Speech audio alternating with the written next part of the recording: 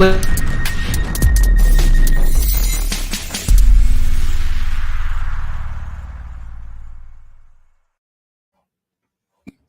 I'm not even gonna lie. I was not having a great day today, and I'm like, okay, I'll get pumped up and like, how's it going, guys? And then forgot we had an intro. Yeah, it happens. It definitely happens. So how's it going, guys? Welcome into episode 62 of the Sports Desk. I believe that's right. I hope that's right. Let me check. I'm pretty sure that's right.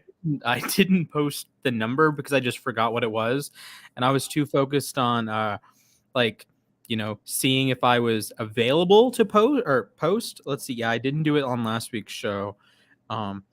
Week before, maybe. I don't know. Week before, I'm pretty sure it was 60. I don't know. It was tricky to follow because I was out during that episode. I was a little under the weather. 62 is right. Okay. Cool. But I decided when I came back, I was gonna bring my whiteboard with me. That I haven't. Nice. It's getting rid of the plain background, I guess you could say. So pretty much what I'm gonna do, I'm gonna make some use of it right now. This is the first time I'm doing this. This is the first time I'm ever doing this. This is a complete test. Right. I'm gonna have this box. I already missed the whiteboard in my first stroke. This is terrible. All right, I'm gonna call this breaking news. So anything that breaks, my writing is terrible. It's like anything that breaks live, we're gonna write down. I don't even know if you guys can see that well. Probably not. There you go. Well, I mean, I can like generally make out that it's like two words, like breaking news. Yeah. I guess if you nice to like if you got logo like the that hockey guy that has the logos like the magnets. I think that'd be cool.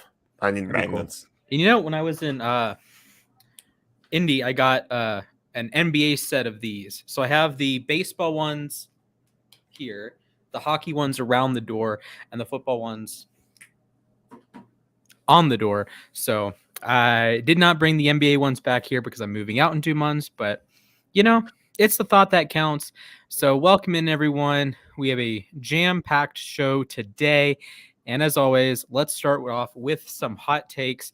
Remember, folks, March Madness begins tomorrow. So if you are interested and you want to get involved and you want to throw up some hot takes, I can see why we don't like that. Okay. We have our old logo on there. So there you go. Oh, is that the old? That's the old logo, yeah. No, okay. It's still accurate though. The hot take meter is what's important. What? I'll just take down the hot take meter, so the graphics look fine. Here we go. This is from Fella. He says Julio Jones signs with the Patriots. I'm gonna disagree. You know where I think he's gonna end up, and this might be a bit of a hot take here, but Atlanta. I guess that's what the segment is supposed to be. I think he goes to Tampa Bay.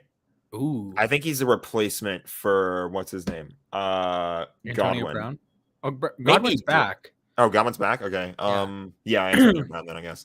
Yeah, I didn't realize Godwin. Imagine you would have Evans, Godwin, Julio, and Russell Gage. It's pretty stacked. Yeah, I feel like he's gonna want to go there and get a little bit of revenge on the Atlanta Falcons. Mm-hmm. For trading him away. And then also there's the allure of Brady because Brady. What if he just goes back to Atlanta? He could go back to Atlanta. It could happen. What would happen? Discussion. He could go back there if Atlanta pulls off the trade for Desean Watson. Mm-hmm. So there's some possibilities there. And he was cut too, so he wouldn't be counted in the comp formula either. So I guess we can touch on the comp formula in a little bit, but I don't think he goes to New England. I would say not a hot take, but I don't think he goes there. Maybe like a habanero take. But I don't know. I'm intrigued to see where he goes. That was one of the pieces of news that broke while I was in class. So I'm like, what's going on here? Why was he cut? Right. So just strange. For real. Just a lot of strange free agency stuff, but that's how it goes nowadays. This is very true. All right, let's move into take number 2. This is from Chan the Man _. He says the Rays sign Freddie Freeman. Splash is hating me on this right now. Freddie Freeman will be a Los Angeles Dodger. It's gonna happen. It's gonna happen. Hey, we're They're gonna get making to a one of push. my takes in a little bit, also about Freddie Freeman. So, All right. I don't know. It's weird. I don't have a guarantee answer for you. I don't like have an inkling of where he's going. I think the Yankees are out. The Braves are out. Dodgers are in there. The Blue Jays were I apparently think in the there. Padres are in the mix now. Padres are in the mix. Rays are in the mix. I don't know. I guess it's kind of boiled down to Tampa and LA. So I think the latest I have is pretty much that they have the Dodgers are the only team I know that has made a formal offer to him.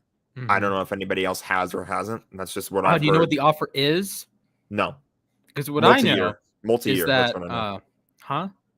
Multi-year. Multi-year. Okay. That's what I know. Yeah, that makes sense. Well, yeah, duh. But so like I don't know if we're going to touch on this, but I do want to throw it out there. Matt Olsen signed an 8-year, $168 million deal with the Braves. He's 4 years younger than Freddie, and I think that's a wonderful deal if you're Atlanta. And it's at least for the first 4 years, it's a pay cut from what Freddie was making, and then the last 4 years is I think what Freddie was making. Like the last few years, he was making like $22 million a year, but.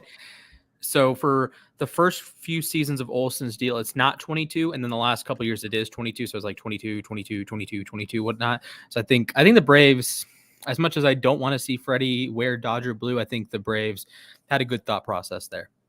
So moving on, we have Raya Cohn. He says Virginia Tech makes the Sweet 16. I don't remember what seed they are. They are an 11 seed. They play Texas in the first round, and then the second round matchup would be the winner of Purdue and some generic 14 seed. With all due respect to that generic 14 seed, I don't remember who you are, and I think you're going to get mollywopped by Purdue. Probably. And then Purdue could carry some momentum, so I don't even know if they're going to get past Purdue if they do get out of the first round. So yeah, I mean Virginia Tech. Credit to them, they ran through the ACC tournament. They beat North Carolina and Duke convincingly, one of the first teams in a very long time to do that.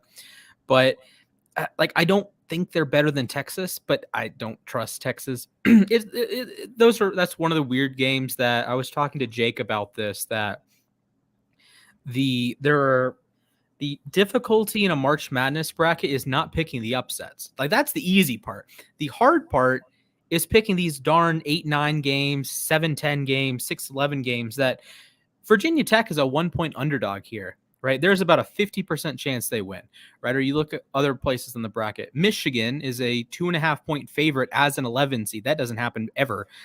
And then you have like Providence is a 4 seed, but they're 2-point favorites over South Dakota State. So it's about picking those 3 games right. It's not who cares if you get a USC Miami right, right? Or who cares if you pick the upset right? It's about getting these really stupid games, these 7-10s that don't matter because they're going to get wrecked by the 2 seed. The 8-9 game, like the Boise State Memphis game.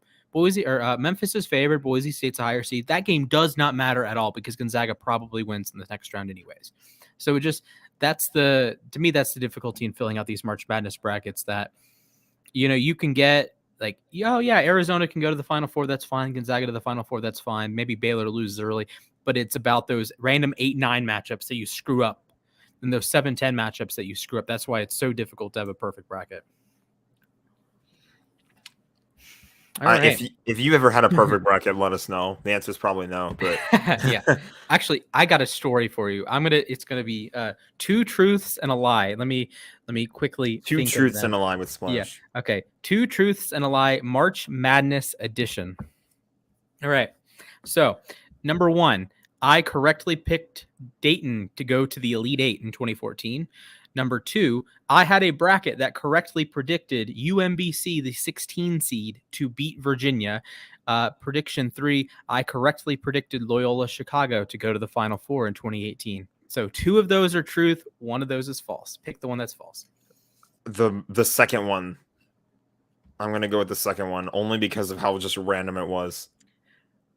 I actually had a bracket. One of my brackets I filled out. One of your brackets you got? Yep. I was filling out brackets based on my results in Fortnite. Yes, this is true. If I got a kill in a round of Fortnite, the lower seed would win. And I sucked at Fortnite, so I did it that way. So that if I was doing well at Fortnite, then the higher seed or the the lower seed would win, right? So like the worst team would win. So I'm like not winning any games. I'm like, maybe I should fill out a bracket like with my Fortnite results. It's like, okay, cool. First game, UMBC versus Virginia. Number 1 seed in the entire tournament versus one of the worst teams in the entire tournament. All right, well, let's go into Fortnite. Boop, boop, boop. Oh, I got a kill. Frick. I have to pick a 16. What? Okay, so we got breaking news. Okay. Von Miller went to the Bills. Okay. Not the way I was expecting to use my whiteboard for the first time, but we gotta write it down. So, wow. Okay. That hurts. That's exciting. Congratulations, Buffalo. Throwing off my story, but yeah. So I'm just playing through Fortnite, and I get a kill, and it's like, oh, so that means I have to take a 16 seed now. And then I looked at the rest of the bracket. I took like a picture of the top section on my Snapchat and posted it today. And the next like 8 picks were all like the higher seed and like the better team. And it's like, okay, great. Like I took Arizona over Buffalo. They ended up losing that game. I took the 8 seed over the 9 seed in the 8-9 game, which Kansas State ended up winning as the 9 seed. And then they went to the Elite 8 because there was no Virginia sitting there. So that's my UMBC story. Go not Rambler, were they Retrievers? That's what they were, the Retrievers. Yeah, the Retrievers. Also, that was the same section of the bracket that Loyola Chicago won. They won that section of the bracket. So of course I picked that game wrong, but I get the UMBC game right. Anyways. This is from good friend of the show, Billy. He says there will be a 3-way trade involving Deshaun Watson and the Texans. 3-way. You know what? That doesn't sound too crazy, honestly. If Desean is involved, okay, it's 6 years for 120. By the way, for Von Miller. No way, 6 years. Jesus, holy! I respectfully, I don't know what Vaughn is thinking there. Like, bro, what? I don't understand that at all. That is a lot, bro. Okay, six years, 120 million. No, I was not expecting to see that. Yeah, I am hurt by that one. Good Lord. Oof. All right, Deshaun Watson. I don't see a 3-way trade happening. Those are more for baseball and basketball. Like, I can't think of a 3-team football trade, and it's so difficult like to work out a 3 or a 4-team trade that I don't think people like, oh yeah, I'll go in the trade machine on ESPN and okay, there we go. Then we have LeBron going to the Sixers and Ben Simmons. I know he's not on the Sixers anymore, but bear with me. He's going to the Hawks, and then the Hawks are sending Trey to the Lakers and all. No, teams don't really do that. Most trades are 2 teams. And I cannot recall a 3-team NFL trade. I don't think Watson's any different, and I don't think the problem here is what exactly are you doing? Because if you're let's say part of the deal is the Falcons trade Kyle Pitts somewhere else, and then that other place sends first-round picks to the Texans. I don't know why, like, if you're the Texans, I probably would prefer to have Kyle Pitts than the first-round picks. I don't know. Although I really don't want to see Kyle Pitts get traded. Anyways, let's keep rolling through these. This is from good friend Tixa. He says Houston wins March Madness. I'm still stuck on this Von Miller nonsense, so it's like Von Miller is 32 years old. Wow. He's still very good. But he's ridiculous. But 6 years at 120 mil. Yeah. That's a lot of money. That is a lot of money. Buffalo better win a Super Bowl. And I don't know. Not gonna lie, I don't even know how they can work this in with the Josh Allen contract unless they're paying him like $50 million year one and then like not paying him at all the next 5 years. I don't know. That's just strange. Billy Bean, I'm sure he knows what he's doing, but it just seems a little goofy to me. All right. Tixa says Houston wins March Madness. I like the Cougars this year, but I think I'm gonna have to disagree here. Yeah, it's tough, but I think I'm gonna have to disagree here. It gets really tricky to predict March Madness in that sort of area because it's just like. Have you made a bracket yet? No, I'm waiting for this game tonight.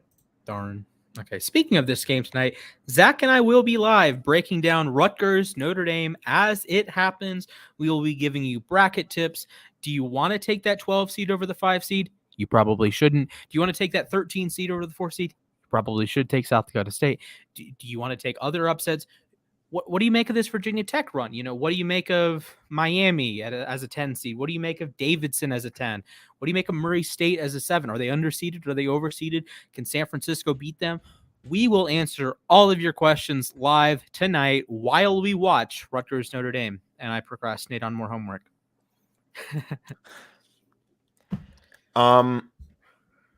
Jeez, this is yeah, it gets really tricky to predict, but I'm gonna disagree just because it's just such like. Although I will say I'm pretty sure it will be Arizona versus Houston in the Sweet 16. Very excited to see that potentially. They could make a run. They could make a run. Yeah, and our final take of today's episode, Steel City Jake says the Jaguars take Aiden Hutchinson with the #1 pick in the draft. I love draft years when there's no consensus #1 pick. Like there's just like last year obviously it was going to be Trevor Lawrence. But this year there's just no guaranteed. Yeah, it could be one of. I mean, okay, I don't want to rule out quarterback because the Jags could technically trade down, but realistically, I think there's 5 guys that could go #1 overall, and I wouldn't be surprised. Then you throw in guys like Kyle Hamilton, Sauce Gardner.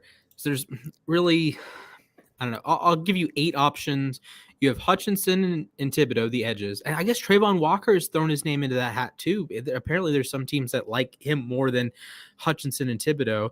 Then you have the 3 tackles with Charles Cross, Evan Neal, and Ikem Ekwonu. And then you have Kyle Hamilton, who's probably the best prospect in the draft. And then you have Ahmad Sauce Gardner, that's been this unreal interview in Indy, unreal production at the University of Cincinnati, and it's like, you're really going to take a corner #1 overall? No one's ever done that. Do you take a corner #1 overall? I don't know. The Jags get to answer that question. They've been addressing their offensive line. They tagged Cam Robinson. They've signed Brandon Scherf, and it's like, are they going to go tackle? For a long time we thought, they're going to go tackle, they're going to get that pass protector for Trevor Lawrence, and now it looks like they're going the other way. It looks like they're going to go edge with Hutchinson. I believe Hutchinson's the outright favorite. Thibodeau's in the discussion.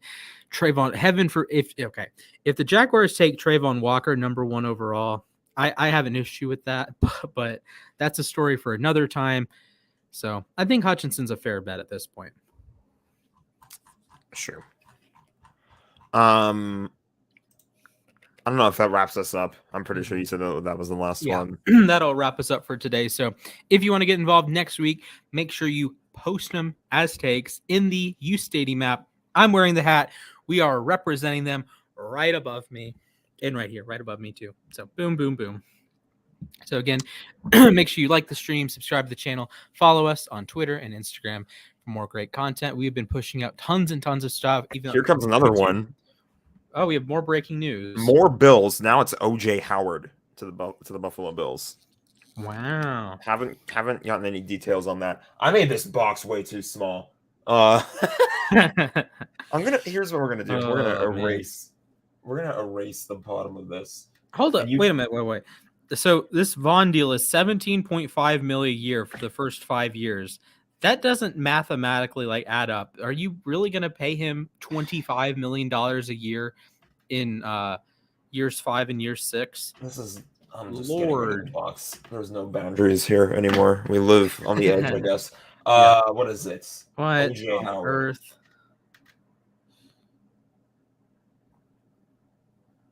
Huh. I'm probably blocking my own writing right now. Okay. Congratulations, Bills. Looks like you're going to win the AFC East once again. So, I mean, congrats. Good for you. Yeah, good for you. There's just been a lot to digest as of late. Mm-hmm. And Absolutely. I was upset that I missed the last show because that's when we could have talked about Tom Brady, I guess. Or was that before or after? It was probably after. But Brady was after. Brady was later in the week. yeah. Okay. And we're like, he just should we go live? unretired Should we out go of nowhere. live? Should we go live? It's like, no. With the Russ trade, with the Wentz trade, we had the Russ trade Khalil became Mack official trade today. to your favorite Los Angeles sports team. Dude, the freaking Chargers are just loading up on their D. It's like the Rams taught the good rest reason. of the league. The Rams taught the rest of the league that going all in works. Buffalo's going all in. The Chargers are going all in. Who else is going all in? I know the Rams want to try to every go all team. in. Every team feels like they're going all in. Like the Jags are going all in. We should talk about the Jags for a minute. What are they doing? Shad Khan is going all in. I can assure you. I mean, you can argue that I guess you could argue like the Ravens are going all in. They signed the big signing of Marcus Williams. You could argue the Steelers are going all in. They signed a quarterback and added Miles Jack and added James Daniels, and they're adding pieces. The Browns are trying to go all in and get Deshaun Watson. And then the entire AFC West is just an apps. The Raiders are going all in. The AFC West is the new NFC signed Chandler West. Jones. They traded Yannick Ngakoue to the Colts. I don't know what the Colts are doing. The Colts are not going all in here. I guess team they could sign Jameis. The only team in the AFC West that doesn't need to make any moves is the Chiefs, and they're still like a contender pretty much. Yeah, they're still like making moves around the edge. They like tagged Orlando Brown. They restructured Frank Clark. They signed Justin Reed, which I think is going to be a better long-term option than Honey Badger. Wherever Honey Badger goes, that's another team that's like going all in, whether he goes to like Pittsburgh. I've heard a lot of things for Pittsburgh or these random things. It's like, holy Christmas. It'd be nice if the Rams could get him. Yeah. It'd be nice. I hope this doesn't impact Aaron Donald, because apparently Aaron Donald is like still not 100%. We're like a little bit in the dark. I'm pretty confident he's going to come back, but like, no, you should make a take. There's zero chance he retires before. If Von Miller leaves and that makes Aaron Donald retire. Oh, Leonard Floyd just tweeted an eyes emoji. That's fun. Can't imagine he's going anywhere because he's on a 4-year deal, so I'm not worried about him. But jeez, this is the. Yeah, breaking news. Aaron Donald requests trade. Jack has mental breakdown live on air. Oh, God. Breaking news. Matthew Stafford requests. Everyone on the Rams requests trade. Listen. If we have a ring, I don't care if we play with 22 backups next season. Oh, yeah, this is amen to that. Like, I know like I'm a Cavs fan, right? So I get lumped in with like Browns fans too. And they're like, oh, well, Browns fans are going to be in the dumps. And well, what do the now Guardians, the Cleveland Spiders do? They lost Lindor. So what are the Cavs going to do to like lose? Like the Browns are losing Baker Mayfield. The Redacteds lost Francisco Lindor. Well, what are the Cavs going to do? Nothing, because we won a ring. Nothing else matters because we have one. So hey, you play the game to win the game. That's pretty much the philosophy I've been living by. Like, I'm dealing with it in hockey too right now. The Kings have been in a rebuild for a while now, but they got 2 cups in 3 years. So my Red Wings have 2 titles in my lifetime? Yeah, 2 titles in my lifetime. Nearly 3.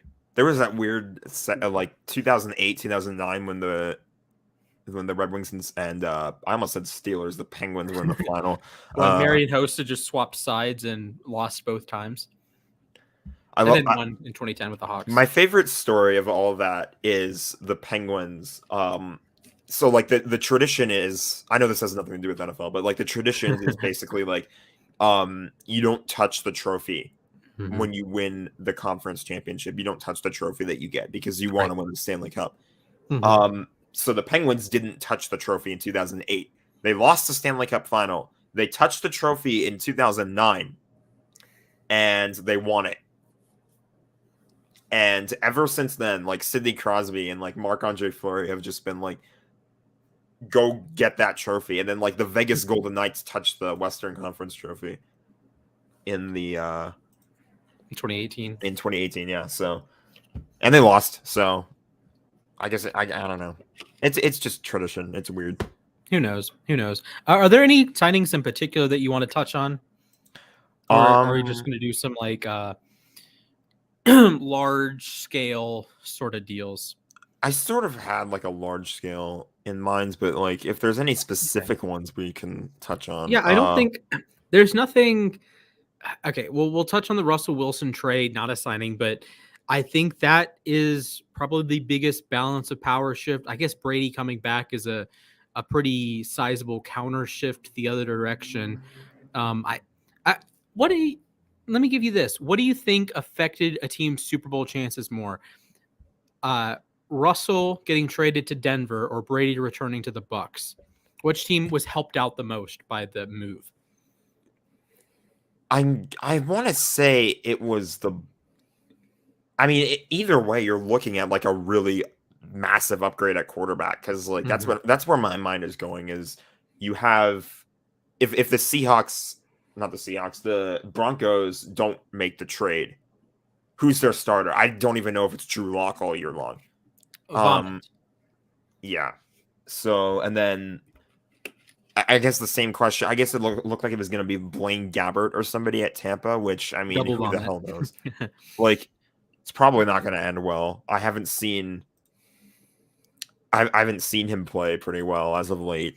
No, of course, this was like years ago with the Cardinals, but still, I can't imagine he's like he's not going to be like the prime successor to Tom Brady.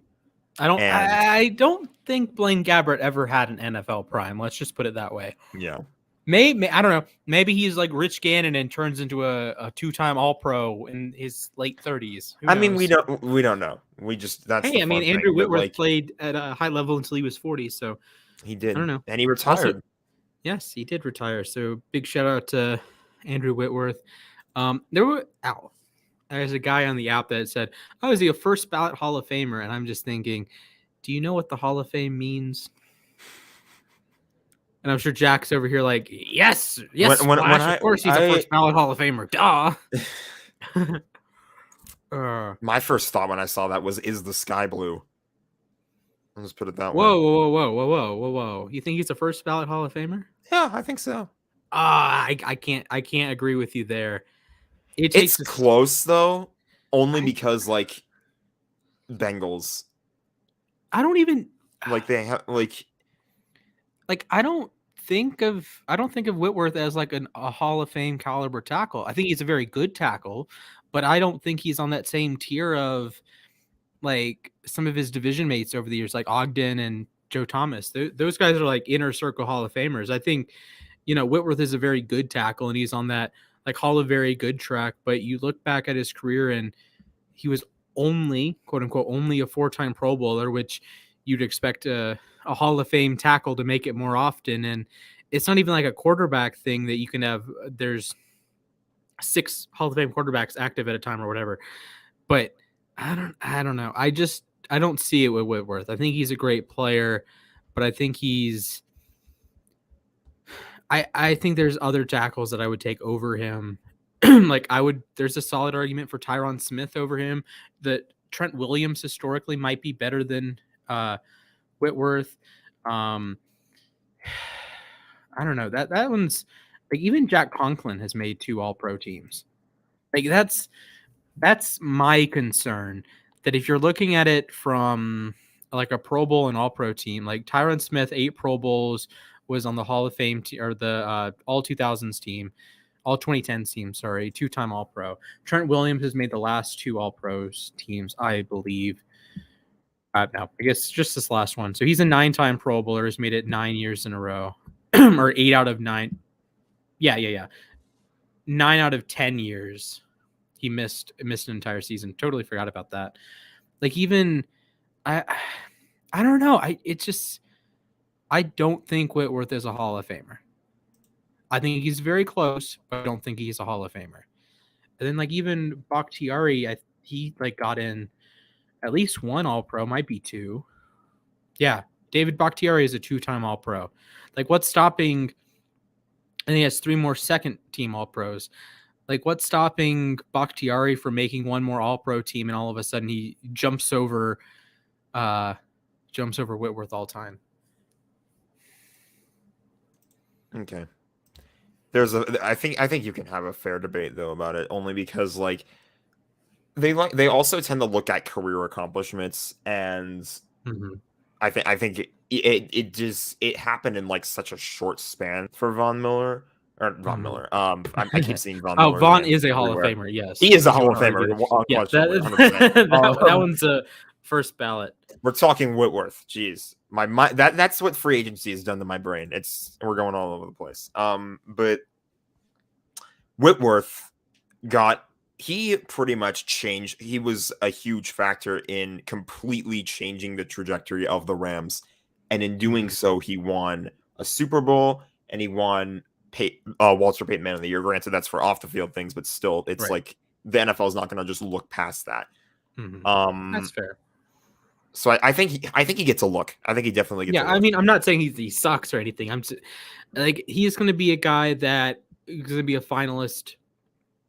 It's so tough to get in, and you think there's 32 teams now, and there's so many great players now, and you're like, and I think I've had this discussion with Will and Colton that I don't know how many guys right now, if they retired, would be like lock Hall of Famers, like Vaughn, Donald. I don't even think Ramsey's.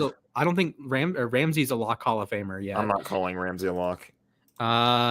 Like Brady, duh. Yeah, Brady's like the only one. Rodgers, maybe. Rodgers, JJ Watt, maybe, definitely. I mean, Patterson, Tucker. Well, they didn't. Okay, Devin Hester wasn't a Hall of Famer, so yet. So, Patterson, no. I think Tucker probably. Shoot, Vaughn. I mentioned Vaughn. I mean, there's probably a solid argument with Matt Ryan and Stafford and the likes. Let's see. Rivers retired. Ben's obviously a Hall of Famer. He retired. Breeze is a Hall of Famer. He retired. Eli, duh. Julio gets in. I think Antonio Brown should get in. That's going to take a while, probably. It's probably he prolonged that by a lot. What's going to happen is the Ravens are going to sign him in the next couple days. He's going to win the Super Bowl with the Ravens, and he does want to play with Lamar Jackson. I want to see him with Lamar Jackson. That I'm hoping and praying that is the hang up between Lamar. Like, Lamar is saying, all right, I'm going to sign this contract as soon as you sign Antonio Brown to this organization. Hopefully that's the hang up. Boy, we live in interesting times indeed. Yes, that is very true. All right. Austin coming in with not a hot take, but like the news. Former Ram Austin Blythe is signing with the Seahawks. I don't think that's breaking news. I think I saw that like before we went live, but well, close enough. Von Miller is really about to turn 33, and the man signed a 6-year contract. Word to Freddie Freeman. Apparently Freddie is down to Tampa is looking real likely. Also, we have not breaking news, but we are expecting a Deshaun Watson decision tomorrow morning. So I will probably be asleep. So congratulations, everyone. Yeah, we're probably both going to be like passed out. I don't know. Yeah, and hey, you know that like daylight savings is permanent now, right? That's what the Senate decided. It has to go through the whole process still, but that's what the Senate decided so far. So I don't know if I don't know if I'm excited. Yes, this is what the sports desk has come to. We are talking about daylight savings. So like Arizona doesn't do DS. Well, most of Arizona doesn't do DST. There's a section of Arizona. This would actually be a great use of your whiteboard. But there's like a section of Arizona that I'm going to use. How would I do this? Here we go. I'm going to use this piece of, not sponsored. So if you like go across Arizona, it's let me think. It's no DST, DST, no DST, DST, no DST, DST. It's like just alternates in a streak about across the state, because the Navajo Nation, okay, there's the Navajo and the Hopi. One of them observes DST, the other does not. But the point is, you go like back and forth, back and forth, back and forth, back and forth across them in northeastern Arizona. And then you like have to theoretically have to change your clocks like 8 times if you drive in a straight line. Inconvenient. You Very, think? very inconvenient. Uh, Imagine like going to school. Uh, this is like If actually, you go to school during like across that line or whatever, it's yeah. Well, like I guess it doesn't really matter because you would know that. But there's like a this is a little bit different. But there's a part of the U.S. that is separated from the rest of the U.S. because it's like the part is connected. It's like Point Roberts, so the it's connected to Canada. So you have to drive through Canada. You have to cross the border twice to go to get to the rest of the US.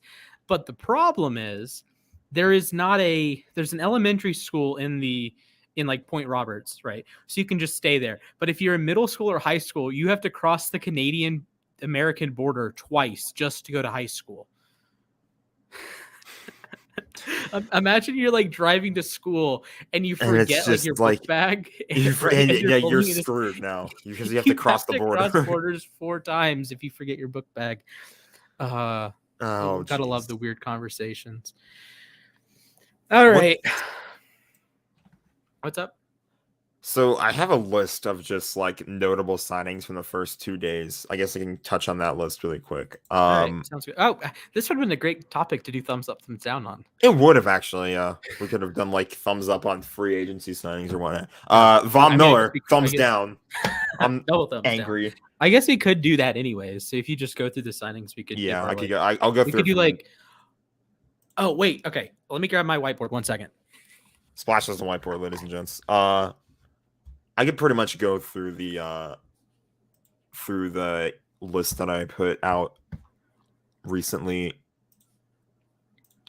It's mostly a lot of just day one stuff. I'm just waiting for Splash to get back. So, if you guys have any questions, there he is. He's got the tiny whiteboard. Okay? So it feels like we're both gonna like write on these. So what should we? Okay, I'm thinking you say a signing and we give grades for them. Okay. Let me grab the list. Okay. J.C. Jackson to the Chargers. We'll start with that one. That's a fun one to start with.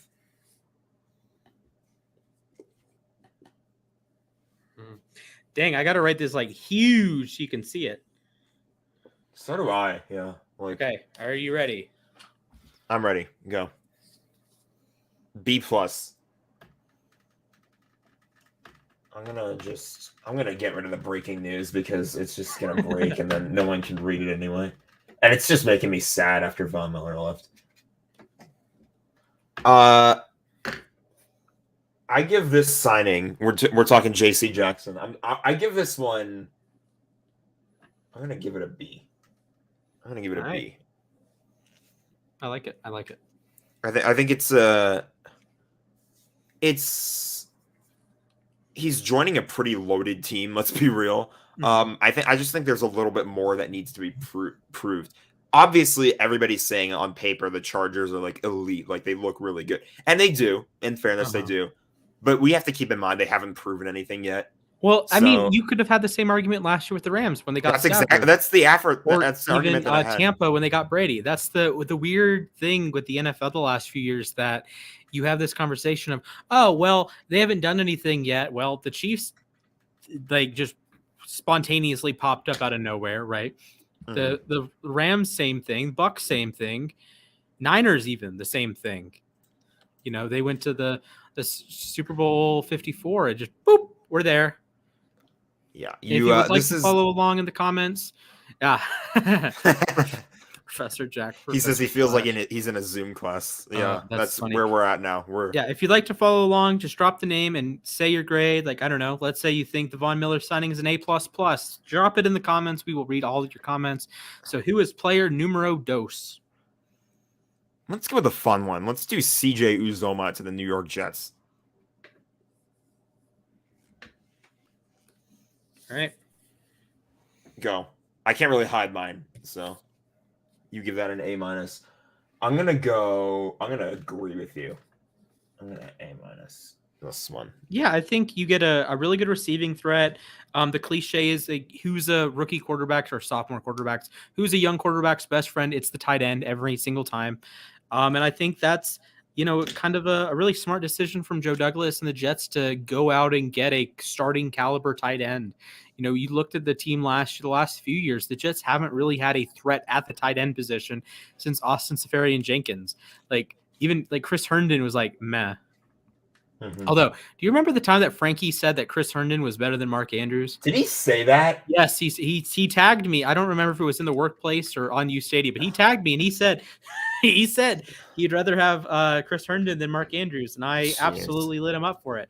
And now Mark Andrews is a 2-time Pro Bowler, 1-time All-Pro. So lick my balls, please. I guess I was in a weird state of mind when we were arguing between Higbee and Andrews. I think we did that in 2020 or something. I don't know.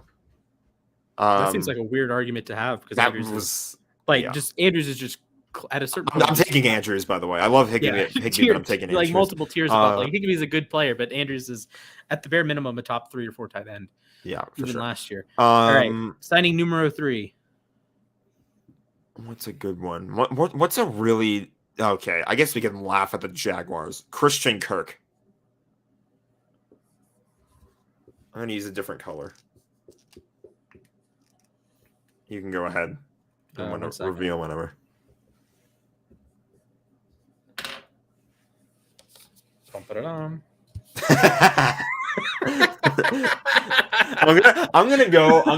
go with the question mark. I don't know if that's visible, but I'm gonna go with the question mark. Look, I like Christian Kirk, I really do. But he could get paid a maximum of $21 million a year for 4 years. There are 5 wide receivers that make that right now. I understand you might have to overpay for a guy. Yeah, but third highest. Why didn't you pay that for Allen Robinson?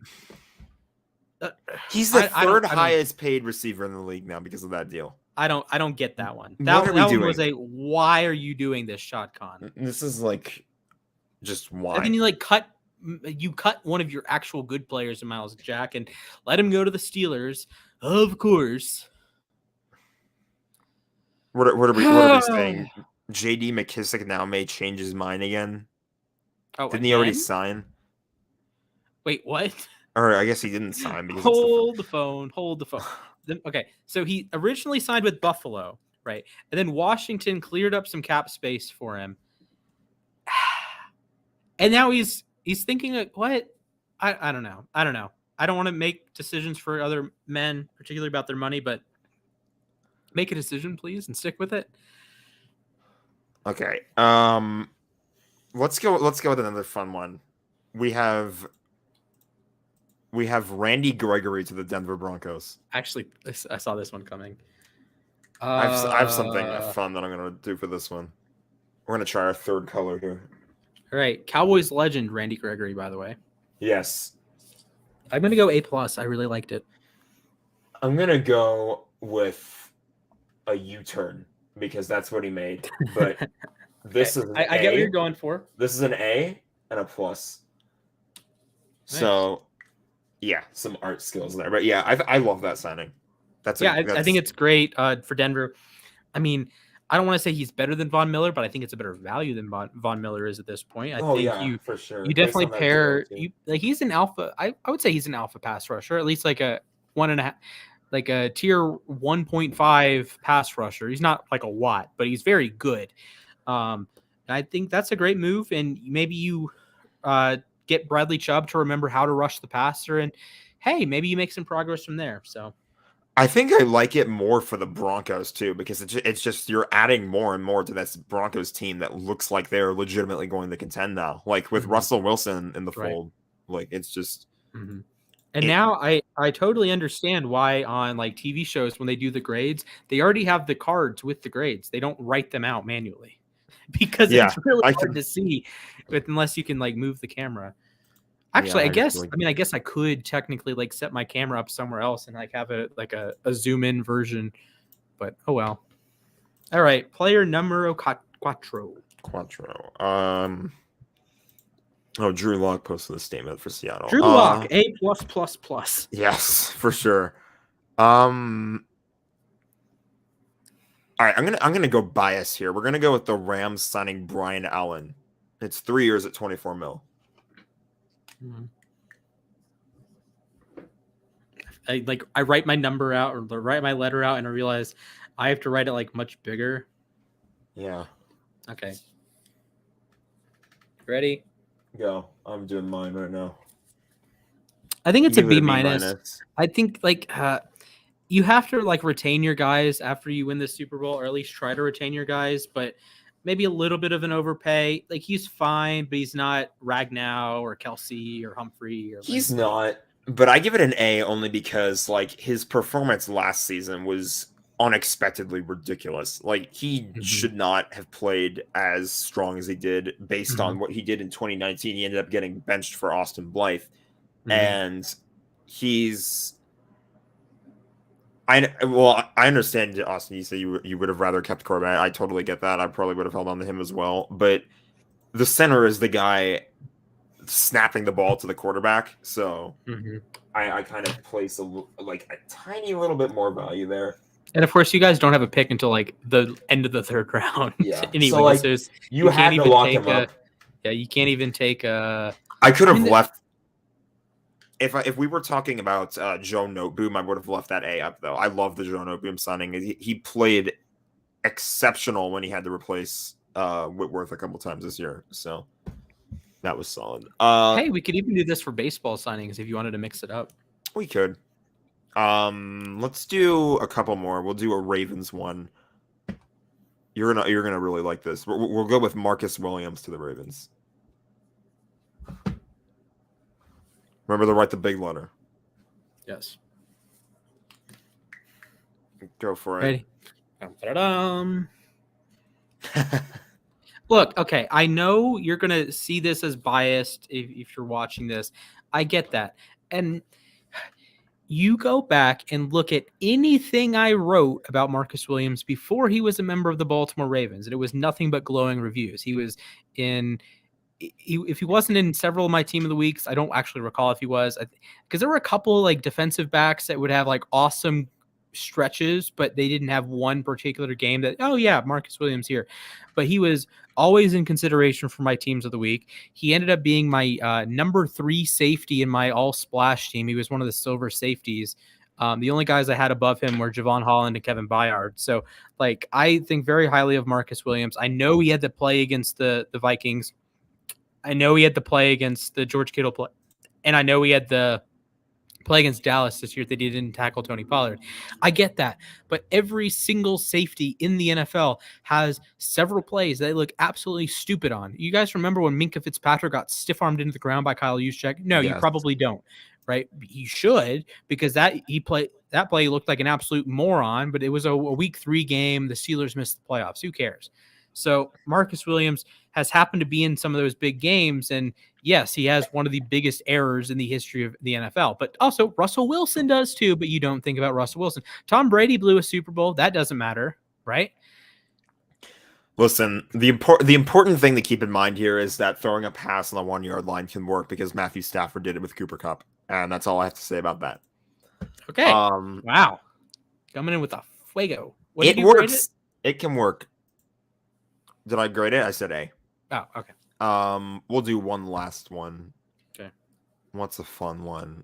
Let's do the Steelers signing Mitch Trubisky. I'm not sure how much of a glowing review I'm gonna give this one. I want to think of something funny here, but I can't. How do we come up with something funny for this one? I don't know what to do. Okay. I don't. Yeah. You got it? Okay. Yeah. Better than Ben. Yes. Very much so. There we go. See, the thing with the Steelers quarterback situation, if it was Rudolph or Haskins, I don't actually think that's an upgrade. And let me explain. This is very important that you understand what I'm trying to say here, Mr. Listener folks. So I'm not saying that Mason Rudolph is less talented or Dwayne Haskins is less talented than Ben Roethlisberger. That's not what I'm saying. But what I am saying is that Ben Roethlisberger comes in and immediately raises the floor of your offensive line. Haskins does not do that. Mason Rudolph does not do that. Trubisky is closer to Ben in that regard because he actually has a brain.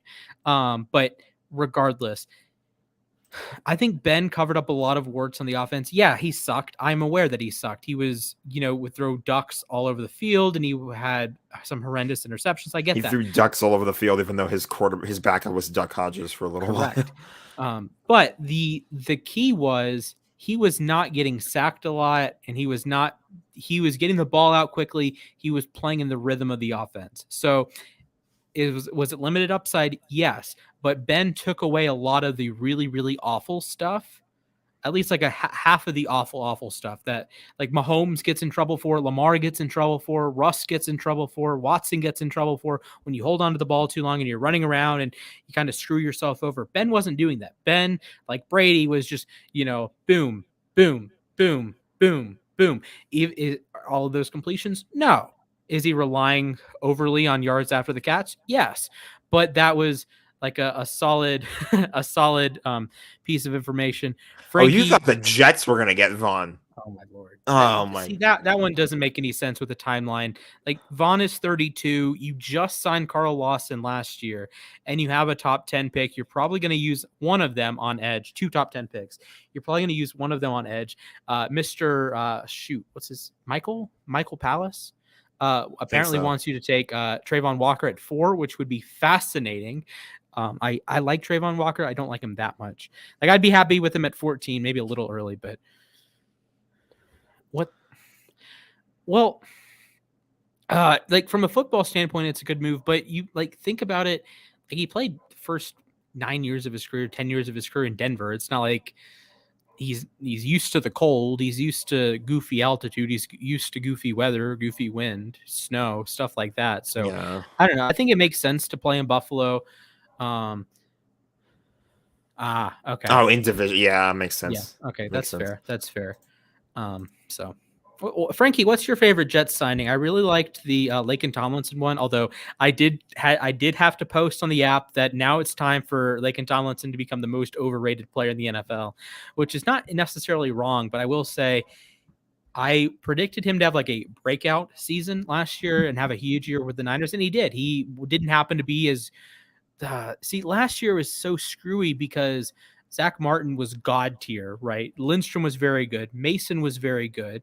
And then Tomlinson was very good. And like there was tons of really good guards last year. Petonio was just sensational. Tooney was Berrios. Good. This was a good signing. All pro punt returner or kick returner, whatever it is. Returner. All pro return man, Braxton Berrios. Actually, he was, ironically enough, would have made both of my all splash teams, but I think I changed one at the last second, so Berrios was like 4th. But yeah, it was wild that Braxton Berrios was a stud return man. So congratulations there. All right.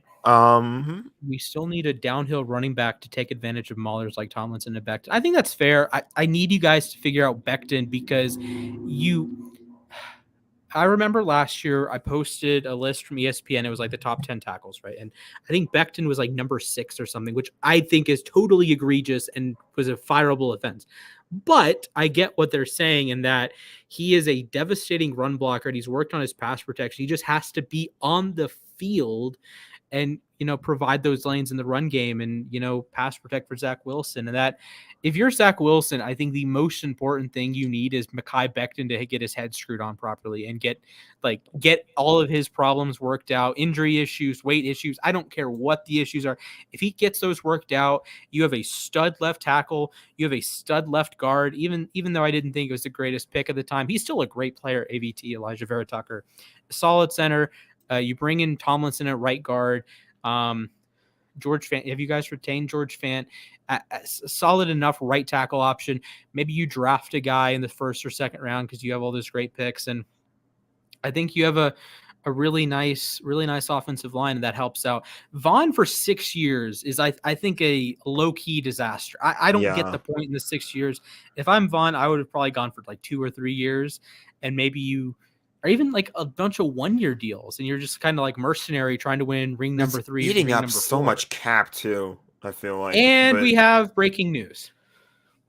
Jock Peterson to the Giants. Darn. Dude, this is just making me want to punch something right now, man. We lose Von Miller, and then Jock goes to the Giants all in one freaking stream. Are you kidding me? He was a Braves World Series champion, so and Dodgers World Series champion. He was, and I liked him. And now he's a Giant. He went to the Cubs and gets traded for Bryce Ball, and now he's on the Giants. So congratulations. I mean, we took Alex Dickerson from the Giants, so they take Jock Peterson from us. So congratulations there. I'm sure Gabe Kapler is going to use him properly, and he's going to hit a bunch of home runs into McCovey Cove. Should we use that into our as like our transition into MLB? Because I think we should. I think since we should. Since last I was on one of these shows, the MLB lockout ended finally. So we got baseball back. Okay. Here's the Freddie and Rizzo comparison. They are about the same age. Like that's not going to make a big deal in negotiations. I believe Freddie might be a year or two older, but it's not a huge deal. Rizzo is a tiny bit better in the field, but Freeman is. With Vladdy, okay, Vladdy throws a wrench into everything because he had such a ridiculous year last year, but that's his only ridiculous year. And Freddie had a monster year, but he had such a horrendous April and early May that it like threw everything off. But I think I've touched on this before that it wasn't that he was playing poorly. It was just all of his fly balls found outfielders. All of his hard hit liners found gloves. It was like, he was a top 10 hitter by like expected batting average, expected slugging percentage, expected OPS or WOBA, whatever. And it's like, but he's hitting 200 or 240. So Freeman is a tremendous hitter, a smart base runner, he steals a couple bases a year. Very good on like going first to third, second to home, taking the extra base when necessary, going from first to home on a double. He plays the game the right way. I mean, all of those things apply to Rizzo as well. I think Freeman is just that cut above Rizzo. Like I would think of it. Mm-hmm. Think of it like the difference between Von Miller and Chandler Jones, almost. Like Vaughn had a monster season with the Rams, and he like came through big in the playoffs, and he's coming off a hot way to end the season, while Chandler Jones is probably his best days are a little bit behind him.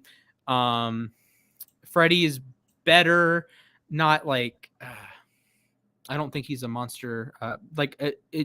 Rizzo didn't have the greatest of seasons, but I would say like Freddie's like the second best first baseman in baseball, and Rizzo is in that lower half of like 8 to 10 range or like 12. Why didn't the Braves bring back Freddie Freeman? Because the money. And you look at the Matt Olsen contract, and Matt Olsen is not that far off of Freddie. He's probably somewhere in between Freddie and Rizzo. Think of Olsen as like a Rashawn Gary almost, or a Harold Landry that just is coming off of a great season, is very good at one particular thing. So Gary with his power, right? Or even like a Brian Burns with his speed off the edge. And with Freddie's older, he's 32. Olsen's about to turn 28. And just the way the money works out makes more sense. Before Olsen signed his huge contract, 8 years, $168 million, there were 2 years of team control, so that's why we had to send some highly rated prospects over. I think if you are the Atlanta Braves, you think if you're going to sign Freddie to like a 4-year deal, let's say 4 or 5 years, I think you're thinking Olsen over the next 4 or 5 years is going to be better than Freeman next 4 or 5 years because of the age gap. So right now, Freddie might be better than Olsen, and he might be better for the next year or two. But then after that, when Freddie begins to decline, Olsen's going to be hitting that stride, that 29, 30, 31 that Freddie had his best season. Freddie won MVP of the National League, had just a tremendous pandemic season, and it was murdering the baseball this year, like I said about 2 seconds ago. So I think it's just a money thing. It's just if Olsen wasn't available, if let's say Olsen was on any team other than Oakland or Cincinnati, because Cincinnati and Oakland are just like fire sailing. Let's say Olsen was in San Francisco. San Francisco is not getting rid of Olsen. So the Braves would have been in that market for Freeman more, and they would have probably re-signed Freeman because they don't have a contingency plan. They had a contingency plan sitting there. Olsen, who's from Atlanta, born and raised in Atlanta, and it was just too easy. And then you sign him to this huge deal that's like, you saw what Chris Bryant made, like 7 years, $180 million. Mm-hmm. There's an argument Olsen is better than Chris Bryant. And then you factor in position. Bryant can play all 3 outfield spots and third, but Olsen's a Gold Glove caliber player at first base and a tremendous hitter. And I think it sucks that Freddie's not coming back, but I think it's a great move for the Braves. It definitely, like, Freddie was not a part of the window to win multiple championships with the Braves, if that makes sense. Like, it would be like, it's like Vaughn with the Rams, right? With Stafford and Donald and Kupp and Ramsey, you have several years to win championships.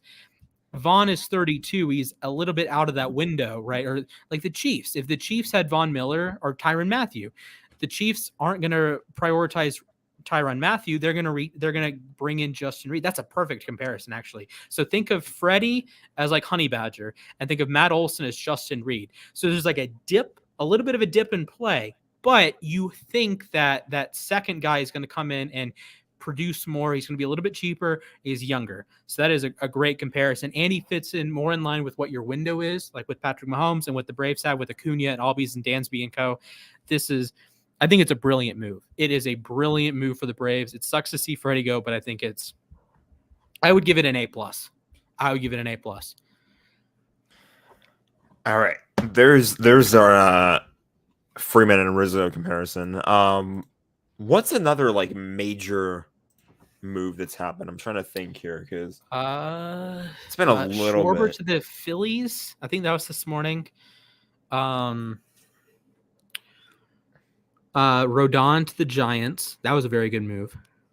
Talking about teams going all in, the Giants are just doing it again, pretty much. Jesse Winker and Eugenio Suarez to the Mariners for picks. Or not picks, prospects. That was weird. Great move by Seattle, though. Bryant to the Rockies, which is just a bizarre move. I don't know what the Rockies are trying to do there. I don't know what Chris Bryant is trying to do there. I feel like in 3 years, Chris Bryant is out of Colorado. I don't know why you signed a 7-year deal with Colorado. I don't. Colorado is one of the worst teams in baseball right now. Well, I guess they were very good at home, but they have so many holes across the organization. This isn't even like an Orioles thing that you have like the savior. It just makes you wonder what happened in that front office or the call between them that convinced him that this was a team that he can stick with long term. Like 7 years is a long term deal. So it's like, it's like with Atlanta, if you want to make that comparison. Well, Olsen signed an 8-year deal. Why is he going to stick around in Atlanta? Because the last first baseman in Atlanta was there for 12 years. You know, if you're really good, the Braves are going to keep you. The Rockies lost their star third baseman. They sent $50 million to the St. Louis Cardinals to take the Arenado contract. They sent perhaps the best third baseman in baseball. Jose Ramirez probably has a good argument there. They sent a top flight third baseman to the St. Louis Cardinals and gave them $50 more million. I can see why Kroenke wanted to move the Rams out of money. What? Yeah, what is going on? That was like 3 years ago, and now I'm yelling about it here. But the Rockies have been ineptly run for the last few years. I don't know what the purpose is. They're not going to re-sign Trevor Story. They don't have a great farm system. They don't have a good major league team. That's a problem. At least when the Orioles suck or the Pirates suck or the Tigers suck, they have good prospects. They have O'Neal Cruz. They have Key Brian Hayes. They have Rutschman. They have Casey Mize. They have Torkelson. What do the Rockies have? Jack squat. And at least like the Dodgers are good in both, but like the Braves don't have a great farm system. But hey, they just won the World Series, and you have a superstar right fielder, and you have a star first baseman. You about to say the Dodgers don't have a good farm system? Because I was gonna come over there and punt you if that's what you were about to say. Yes, the Dodgers are a top 5 team, and they have a top 5 farm system. That's pretty clear. Like the Astros, they don't have a great farm system. It doesn't matter because they have Kyle Tucker, who's a stud. Altuve, who's a stud. Correa hasn't gone anywhere yet. Gurriel just won the batting title. Brantley's good. Bregman's. Did I mention Bregman already? Bregman's good. They have all these good players. Toronto. It doesn't matter that you don't love the farm system because they have Vladdy and Bichette and Springer, and I guess they traded the Robbie Rays in Seattle. That's a great move, by the way. But you have like the Mets. They have a horrendous farm system. But hey, they have Scherzer, they have DeGrom, they have Alonso, they have Lindor, they have tons of star players. The Nationals are in a problem spot, but they have the best player in baseball, Juan Soto. Do they? I think there was that one he rejected a deal from them or something before the lockout. This is a valid point, but he's still a member of the Nationals. He's still going to be on the team for a while. Okay. I figured it was one of those he just rejected an extension or something, but he's still it was like a super low ball. It was weird, and he's probably not going anywhere. No, I'm not getting ideas. Oh man, I hope so. I hope he doesn't go to the Mets. I would love if he left the division. If he goes to the Mets, I would die if he went to the Mets. No, he's going to the Giants. Oh god, if he goes to the Seiya Suzuki is going to the Cubs. That was cool. I'm excited to see him following the footsteps of Kosuke Fukudome. Literally 90%, I think, of me as a baseball fan during this post-lockout offseason has been waiting for Freddie Freeman news. Kershaw too, obviously, which you're not wrong. Kershaw is back. He's back. Thank God Chris Taylor signed before the lockout. That was huge. And it's other than that, it has just been waiting for Freeman. Does he come? Max Scherzer went to the Mets, but that was before. Scherzer. Seager went to the Rangers. That was before. The Yankees were making weird moves. They traded for Isaiah Kiner-Falefa, who I like a lot, and Josh Donaldson, who hates Garrett Cole. They're on the same team now. Yes, the Twins are weird. They traded Isaiah Kiner-Falefa. They traded for him from Texas. They sent Mitch Garver there, and then they trade him to the Yankees for Gary Sanchez. Gary Sanchez and Mitch Garver are essentially the same baseball player as a hitter. I think Garver's a much better defensive player, so I don't get the point of that. They also got Gray from the Reds. Just like, why are you adding pieces but also losing pieces and getting worse at catcher and trading away? You can't re-sign your good defensive shortstop. Then you trade for another good defensive shortstop, and then you trade him away. I don't get it. Isaiah Kiner-Falefa is, in fact, the best defensive shortstop to ever play for the Yankees already, though. So, congratulations there. Okay. All right. That was a very, very rapid segment. It was. I don't know where we're at right now, actually. I'm going to be completely honest. Let's see. Script. We did hot takes. We did free agency recap. We did start of league new year. We did have we touched on best free agents remaining? I was going to say Von Miller, but Honey Badger's available. Jameis Winston's available. So Allen Robinson's available. Rams Twitter has kind of been looking at some more pass rushers that are now available, and I actually saw a pretty decent list. Let me go back and find it really quick. Chandler Jones signed with Vegas. Ngakoue got traded. Calais Campbell's a free agent. JPP's a free agent. Calais Campbell does not have a ring. JPP has 2. Carl Nassib is a free agent. Jadeveon Clowney, Akeem Hicks. Clowney makes sense. Could we bring? We could bring Dante Fowler back. That'd be fun. Calais makes sense. Although he's more of an interior guy at this stage of his career. I don't think it matters if they can flexibly play around Aaron Donald. I think they'll be all right. Yeah, I mean, I think anyone can play with Aaron Donald, but pretty much. Anything? Honey Badger, like I mentioned, was available. Stephon Gilmore is still available. Yes, that's a big one. Obviously, I guess it doesn't count as a free agent, but Deshaun Watson is guys. Hopefully goes off mix tomorrow while I'm sleeping, while I'm getting my beauty sleep tonight. Both of us are going to be just snoozing away, and then I'm gonna wake up at 9 o'clock. I think is usually. I'm gonna accidentally wake up at 7:12 in the morning. Look at my phone. Breaking: Deshaun Watson to Panthers, and I'm gonna have a conniption. I'm gonna have 500 pings in the workplace. Hey, come post this and push this. And then we're gonna have Zach all the spamming the all caps for an hour. I will be on air with Zach in the next couple hours, so Don't want to burn that bridge right now. Johnny Munt is no longer a Ram. I am sad. I forget where he went. I saw this earlier. He went to like, I want to say it was either Indianapolis or Seattle. I forget which one. It could be neither of them. Don't call me on that. Wow, 1 year, $6 million for Jock. Only 1 year. Yeah, 1 year, $6 million. I'm Hmm. actually surprised the Braves didn't match that. They did re-sign Dodger killer Oh, Eddie the Rosario. Vikings. Mom went to the Vikings. I was way off. I remembered it being like a blue team or something. I guess purple's close enough. Michael Pierce is available. He was cut by the Vikings. Bobby Wagner still available. But yes, He could be. He feels like a Rams guy. I want Like Bobby the Wagner. Rams have. He's LA guy. The Rams need another pass rusher now or a linebacker help as well. Yeah, like the Rams like do not have a good linebacker. Respect to Ernest Jones, but they do not have a good linebacker on the roster. Ernest Jones can grow. He can grow. I'm pretty confident in him. But it was year one. We're not going to call him on the same tier as Von Miller. I am still a little upset at the Kenny Young trade because long-term Kenny Young could have been a piece. Ravens But legend. Thank you for Marcus Peters. You essentially threw Kenny Young. It was Kenny Young for Von Miller. It was two separate deals, but that was pretty much what happened. It was Young for Miller. Yep. I mean, we got a Super Bowl, so I'm not complaining. But it's hard because it's like I talk about like problems with guys last season, but we won our Super Bowl, so who cares? Yeah, like that's what happens. That's what happens. So, it's so weird. It's fun. It's good weird, but it's weird. Yep, for sure. All right. Anything else before we move over to college basketball?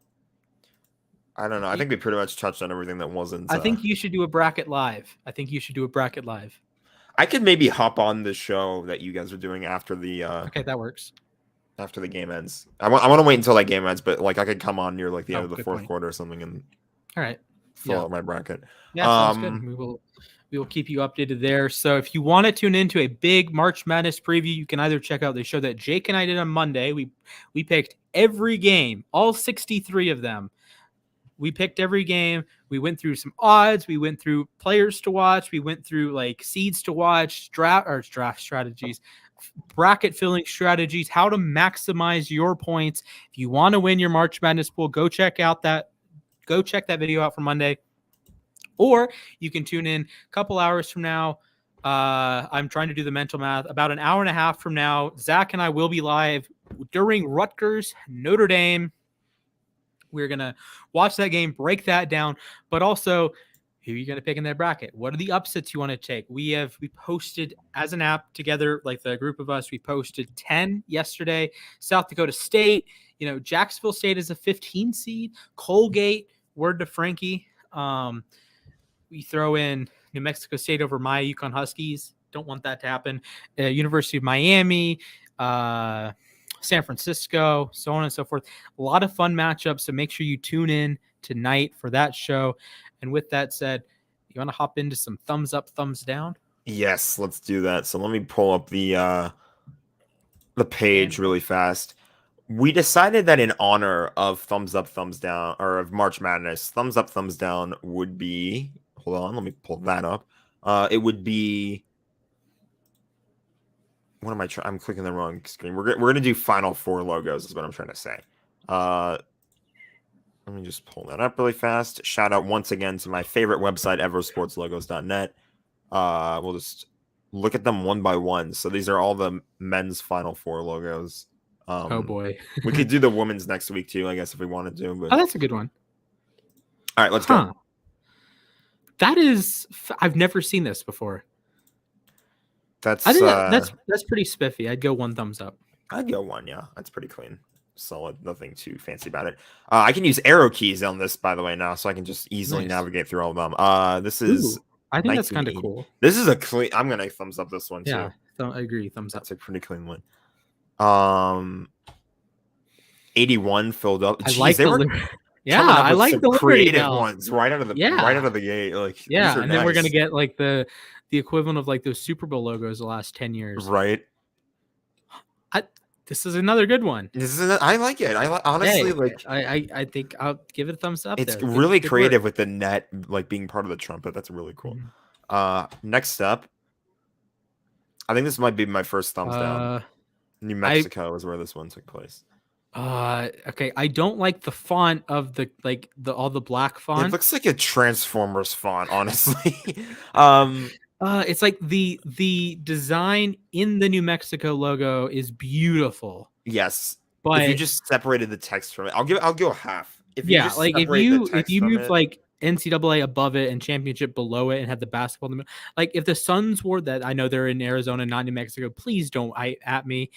If there was like a Santa Fe, if the San Antonio Spurs moved to Santa Fe and this was their logo, I think it'd be a pretty sick logo. Tixa showed up, by the way. Better late than never. That's what I'll say. So how's it going, Tixa? Let's move on. I'm pretty positive this one's in Seattle. Don't quote me on that. I think that I like it. I like it. I see it. Like the NCAA and the championship are outside of the main logo. Looks so it much doesn't better. ruin it. It looks solid. Yeah, it looks good. I like it. 1985. What? I was Kentucky. I was not expecting to see just a horse. Like, okay, I get what they're going for. So it's like Kentucky Derby State, the Bluegrass State. So it's blue. Like, it's a little too intricate for me, man. It's like I understand some of it. That's so weird, bro. It's such a weird. It doesn't look like a foot. It's like if that was the Kentucky Derby logo, okay. I'm gonna go half thumbs because I think it's a really well designed logo, but I don't think it makes sense for basketball. Okay, that's like I look at this and I think Kentucky Derby. I'm not thinking Final Four. Ooh, what is this? This is Dallas, Texas, 1986. Okay, that's pretty clean, honestly. I like it. I'd go one thumbs up. Yeah, we'll go one. It's pretty clean. Nothing too fancy about it. Just a giant letter D. Ooh, this is wow. New Orleans? New Orleans, yes. Is it? 1987, yeah. Huh. I like the imagery. I like the trumpet. I like the notes. I like the basket. You throw the basketball in there. I'm gonna go 1.5 thumbs. I'll go Best one. one so far. 1.5 thumbs. 19. Wow, this is different. This is serious? This is a 50th anniversary logo. Oh, okay. I thought the number on the left was 1989 for a second, and I was very confused. It said 1939. I was confused for a moment. I was like, what the hell's going on? I mean, it's clean. I think I like it. I don't like it in the scope of the other one. So that's the problem. That's fair. Tixa predicts that 1996 is going to be the best one. 1996. Oddly specific, but okay. That's a prediction. He's probably seen it. I guess I saw it too, but I don't remember what it looks like. 89. Oh, I like this one. I like it. I think that's really polished. Yeah. I think that might be my best one so far. Look at it's like have you seen the, oh my goodness, the one that like Jason stabs people? Oh my Lord. The Jason series, like the guy with the hockey mask. Yeah. Okay, like the font on the bottom just like looks like that. Friday the 13th. So like the font just like looks like it's coming at you like in a mid 1980s slasher film.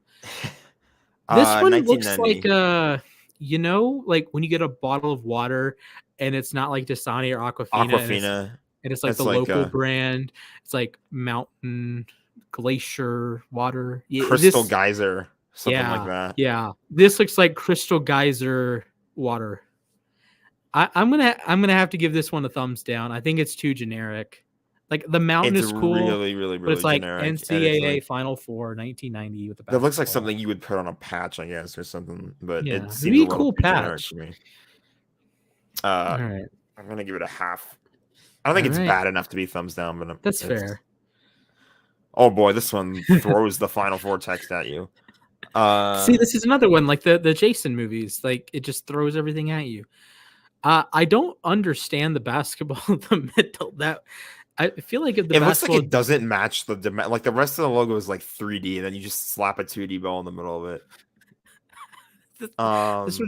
This one gets 2 thumbs up for hilarity, but I'm gonna say 0 thumbs up. Thumbs down. I'm gonna Zero give it the thumbs thumbs. down. It's too generic too. It's way more Yeah. generic than the last one. 1992. It's a state outline. Minnesota, what are you doing? I mean, the font is kind of cool. It looks like it looks like a Microsoft extension. Like We had one if of you those last time, I think. yeah, or with the was Albertville at the Winter Olympics. Mm-hmm. I mean, it's fine. I will go half a thumb. I'm gonna go half. Oh wow. That one's This is busy. interesting. I get what they're going for, the musical notes. I think it's a little too busy though. Yeah, I agree. I'd probably go down, thumbs down. The Jets signed Tyler Conklin. Oh, Where that's did I fun. get this information? The uSTADIUM app right before my phone died. Right before your phone died, but it counts. He still got it from uSTADIUM on his phone. Okay. Charlotte 94. It's different. Is it what Charlotte's the Queen City? Something like the Charm City? The Queen City. It's fine. I don't think of these colors when I think of Charlotte. That's fair. Well, I think both of us think Hornets, no? Hornets, Panthers, like Charlotte FC. I guess they use the same colors as the Panthers, but yeah, like that blue and purple, white, silver. I don't really think. It's fine. I'd go half a thumb. I'm gonna go half a thumb. I'll agree with you there. Oh wow. Voice crack. Okay, I'm gonna find something. I gotta show you something. This is what jumped out to me when I saw this logo. We're coming up on Teeks' prediction next, by the way. So just keep an eye out. This is true. He thinks 96 is gonna be the best. Did you? Apparently, this city changed its flag. I didn't realize that, but this is the first thing I got when I saw the this logo. It was one of my favorite cities in the United States. I actually might have mentioned it before on a previous show, but it's called Pocatello. I'm not sure Idaho. you mentioned that to me before.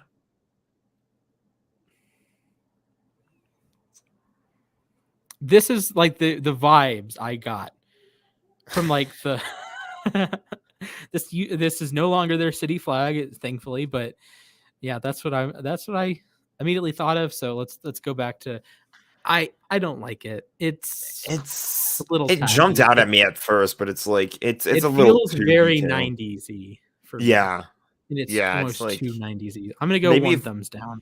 Maybe if we lived, I'm gonna go half. Maybe if we lived in the 90s, we would probably appreciate this one a little bit more, but fair. All right. Oh wow, this is 96. Okay. That's stark. All right, Tixa. I see. I respect it. The Meadowlands. Huh. So they're also doing the Jersey thing, the New York, New Jersey thing. Like it was in. I guess it was in that general area, or it was in. What year did they start to play in football stadiums? Although they couldn't have played it at MetLife because I don't even think it existed yet. Well, no, and what MetLife is outside. Yeah, that too. So it's like, and wasn't Giant Stadium outside too? Yeah, it was. They have this giant sports complex next to it though. That's right. I think it's one thumbs up. I'm not gonna go 2. I think it's one thumbs up. I'll give it the Statue of Liberty thumbs up. That's what I'll give it. Okay, there you go. I think it's pretty clean. All right. I don't hate it. 97. I struggled for a moment here because of the alternating colors. I don't like the alternating colors. It's not good. I'm gonna say thumbs down. That down. alone, thumbs down. 1.5 thumbs down. I don't like the alternating colors. I guess without it, it's a solid logo regardless, but it's just the alternating colors do it for me. Like every time I see that, I want to think, is there a subliminal message hidden in one of them? Yeah. And it's just not. So it's yeah. This is interesting. The tilted text It's supposed to be like curved text or whatever. Yeah. Like with the Alamo, I think in the background. It's okay. I give it like halfway. Yeah, I'm gonna go 0 thumbs. It's okay. It's whatever. This is actually what I was expecting in the first, like in the 80s and early 90s. Yeah, exactly. This one screams Tampa. This one screams. I'm reminded of the if Florida Man was a March Madness logo. I'm reminded of the NHL All-Star Game logo from, I think it was 2018 when it was in Tampa Bay. I'm getting similar vibes. Yeah, I give it a thumbs up. It's pretty clean. I don't really have many complaints with it. Let's move in the Y2K 2000 in Indy. Ooh. I like this one. The fonts are the same color. I like it. I like the general idea of a basketball. I think this is the best one so far. I'm gonna give 1.5 thumbs. I'll give 1. It still feels a little bit too 90s, even though it's 2000. It's like sure, it just feels... but I think it's a good versions of the 90s. Yeah. This is Minnesota. Oh Lord. I'm getting a giant ad in front of me. Hold on. There we go. Well, Arizona lost to the Final Four, lost in the championship game this year. I'm gonna have to say thumbs down here. Once I saw the Twin Cities, like that looks like it's either a sponsor or something like that, but apparently it took place in the Twin Cities. Yeah. Jeez, this probably is not great. Metrodome. Yeah. Austin this is correct. Hey, home sweet home, baby.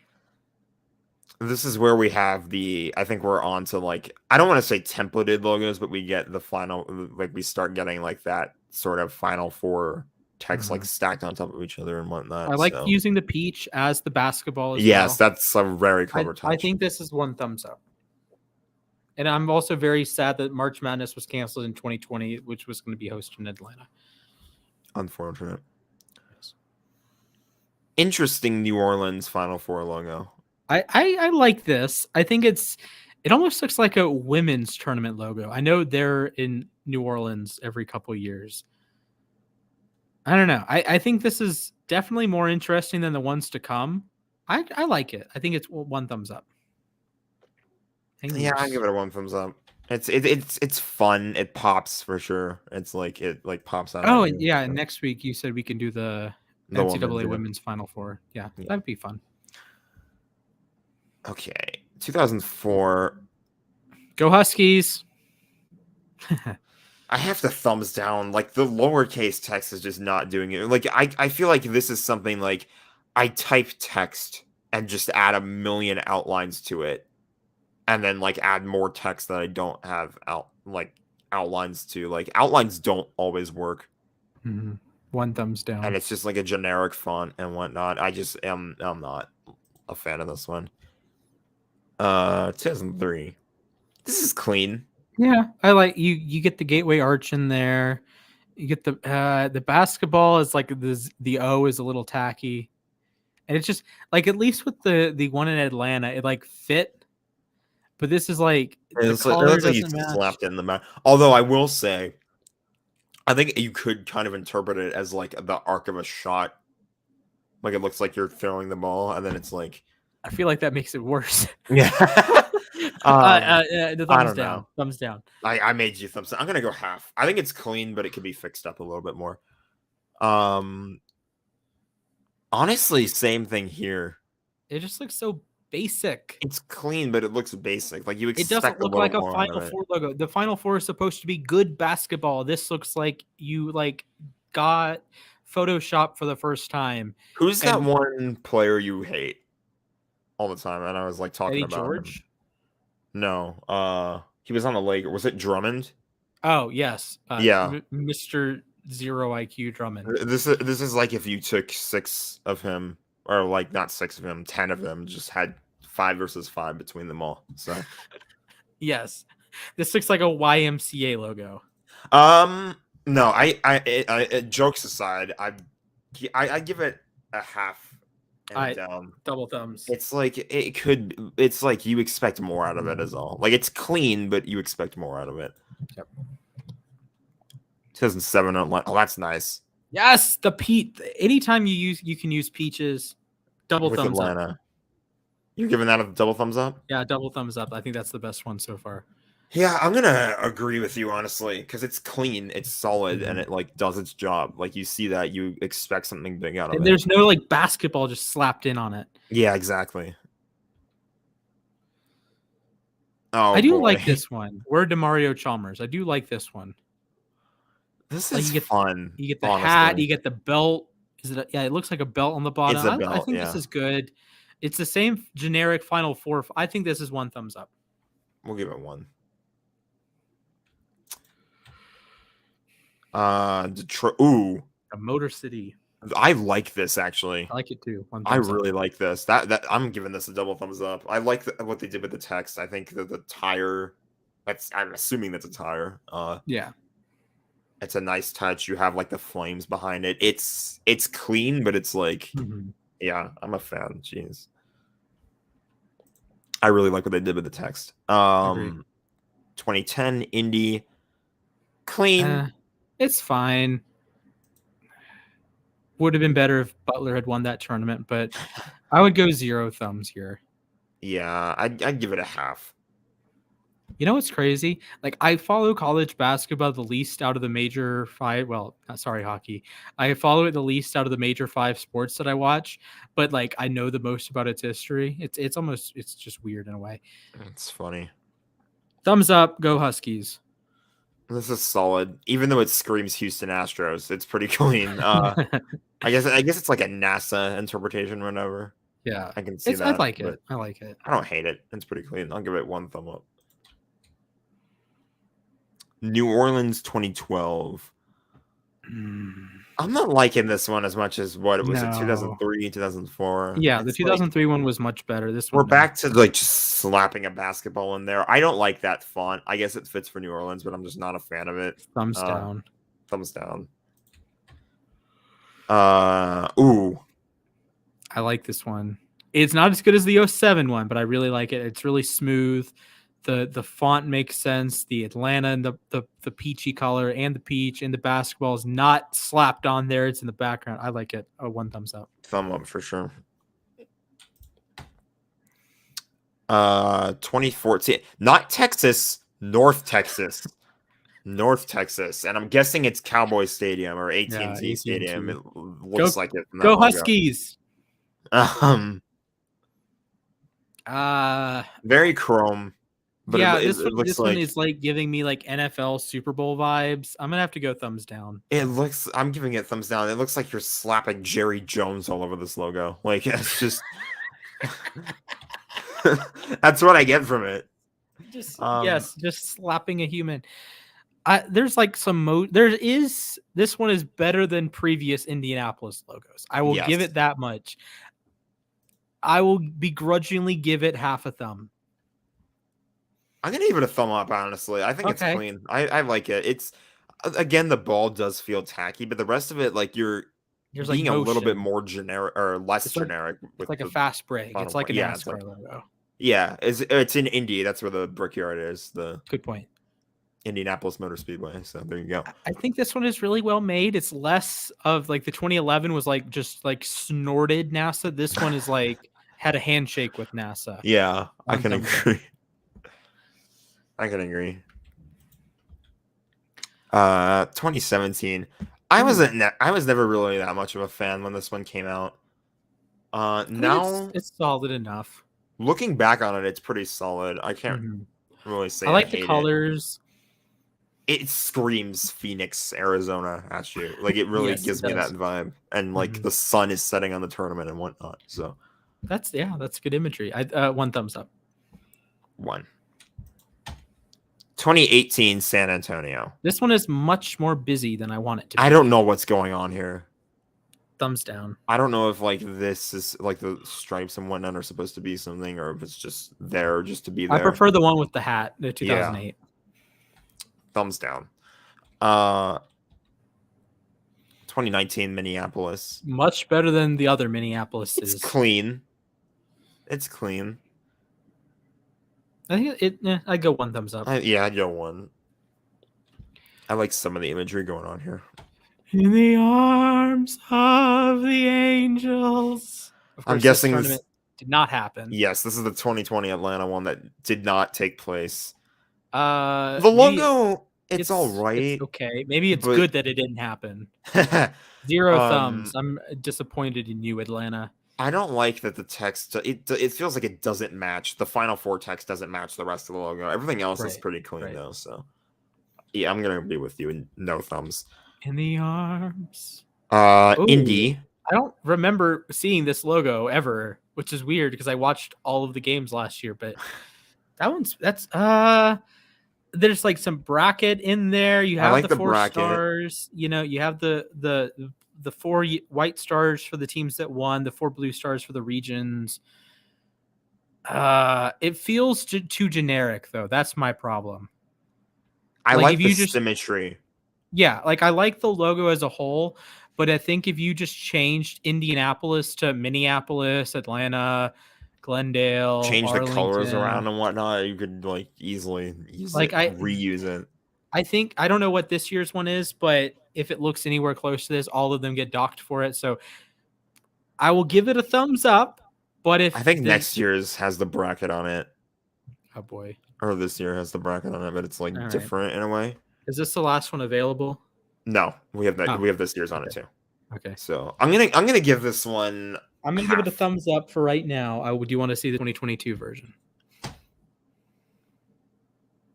Oh wow. Okay. Thank you. Double thumbs up. This one takes the cake. The beautiful. Really good, you get actually. the Mardi Gras colors. You get the purple. You get the gold. You get the yellow. That is gorgeous. My mom would probably get that like on a patch. Shout out. Do we have another one after this? Because I don't recognize the one on the left. I don't recognize that one. Do we have? This one gets a thumbs up for me. This is really clean. This is really good. I think this is the makes best up one. Makes up for that earlier New Orleans one. I want to see if there's more. Oh, this is 2023. Hello.